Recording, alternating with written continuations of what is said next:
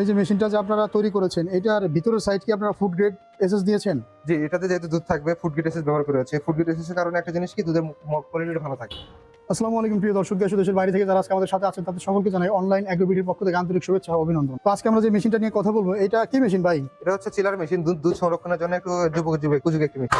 দুধ সংরক্ষণের জন্য একটা আধুনিক মিল্ক চিলার মেশিন। তো এই মেশিনের কি কি কার্যকারিতা এবং এই মেশিন দিয়ে কি কি কাজ করা হয়, কোন সমস্ত কাস্টমারদের এই মেশিনগুলো প্রয়োজন, তারই ডিটেলসে আমি কথা বলি। জি। তো এই মেশিনগুলো মূলত কাদের প্রয়োজন? এই মেশিনগুলো যারা খামারি আছেন বা ঢাকার ভিতরে বা বিভিন্ন শহরে দুধের ব্যবসা করে তাদের জন্য প্রয়োজন। এখানে দুধ নিয়ে এসে আপনি রাখবেন 6 থেকে 7 দিন, জমবে না। দুধ একটা নির্দিষ্ট টেম্পারেচার ঠান্ডা থাকবে, 4 ডিগ্রি সেলসিয়াস ঠান্ডা থাকবে, জমবে না, এবং 7 থেকে 8 দিন হচ্ছে আপনি অনায়াসে এখান থেকে রেখে বিক্রি করতে পারবেন। আচ্ছা, আপনি এই যে মেশিনটা যে আপনারা তৈরি করেছেন, এটার ভিতরের সাইড কি আপনারা ফুড গ্রেড এসএস দিয়েছেন?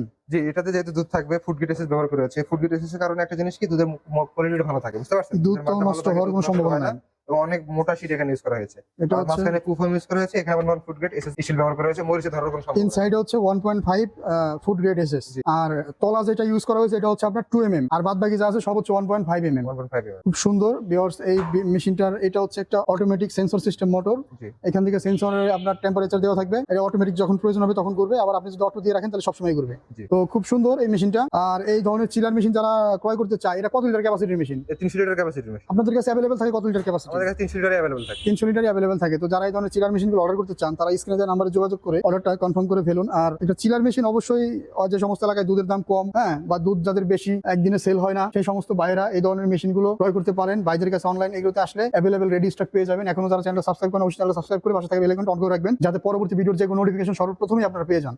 ধন্যবাদ সকলকে এতক্ষণ সময় নিয়ে ভিডিওটা দেখার জন্য। আসসালামু আলাইকুম।